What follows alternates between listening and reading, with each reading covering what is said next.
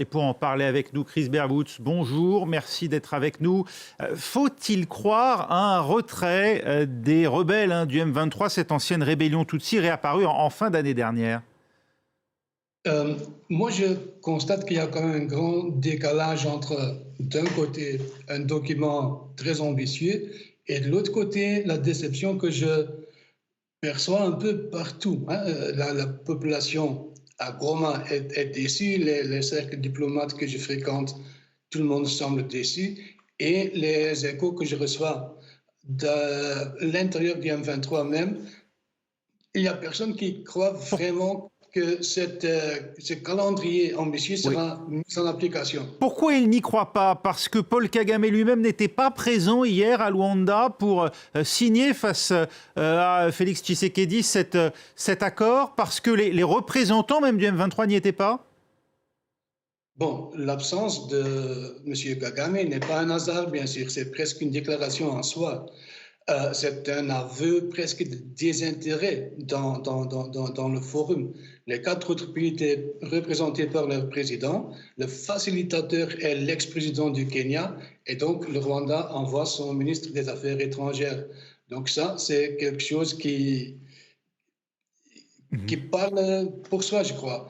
Et puis, effectivement, le M23 ne se sont pas concernés. Ce n'est pas notre accord. On n'était pas là.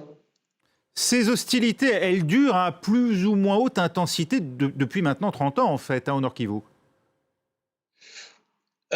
Oui, disons qu'on a connu les grandes guerres à l'époque et depuis 2003-2004, on peut dire qu'on est plutôt dans un climat de low intensity conflit de basse intensité, avec de temps en temps et trop souvent et régulièrement donc des nouveaux éclatements de guerre ouvertes. Pour ce qui concerne le M23, la rébellion qui a été dans son moment de gloire en 2012-2013, il avait été neutralisé en 2013 et donc revient maintenant après toutes ces années, après 9 ans. Et donc c'est le M23 qui tire maintenant toute l'attention.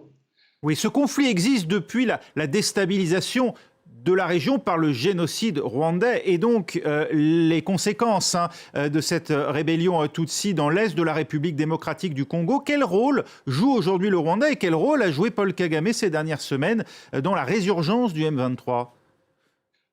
À mon avis, le M23 est revenu sur le terrain à un moment où le Congo a fait appel aux troupes ougandaises de venir sur base bilatérale aider à neutraliser un autre groupe armé, le ADF. Nous connaissons depuis longtemps les très mauvaises relations entre le Rwanda et l'Ouganda. On se souvient qu'à plusieurs reprises, l'Ouganda et le Rwanda ont fait la guerre l'un contre l'autre sur le territoire congolais. Donc je pense que le Rwanda a très mal géré le fait que l'Ouganda était sur le terrain et le Rwanda même était mis à l'écart. À ce moment-là, le M23 est rentré sur le terrain et ça fait plus ou moins un an, un peu moins d'1 an.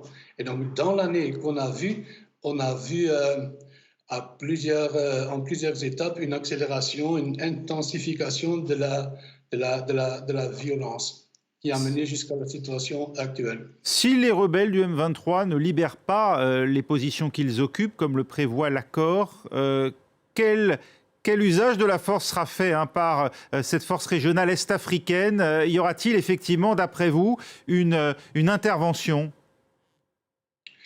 Bon, on parle depuis longtemps de l'intervention de l'EAC, East African Community, depuis avril, début avril.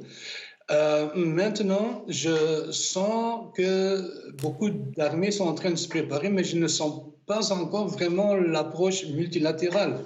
Le Burundi est là, mais plutôt au sud-sud du Kivu, en train de se battre contre leur opposition armée, Red Tabara.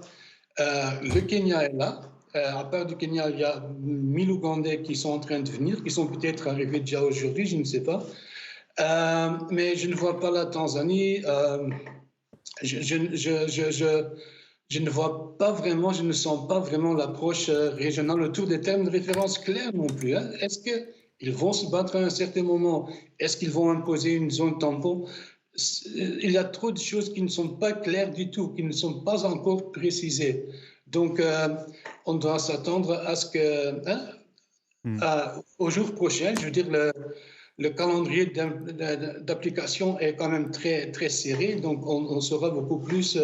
Déjà dans 22 heures, on devrait avoir le cessez-le-feu. Ce conflit a fait de nombreux déplacés, hein, notamment au nord de Goma. Quel va être, d'après vous, l'avenir pour eux dans les prochaines semaines? Est-ce qu'ils peuvent espérer revenir dans leur lieu d'habitation?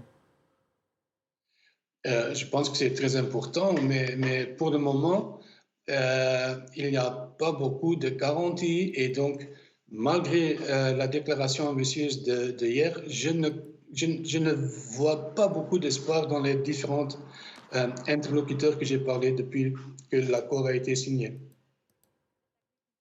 Merci Chris Berwoods d'avoir été avec nous sur France 24. Merci à vous.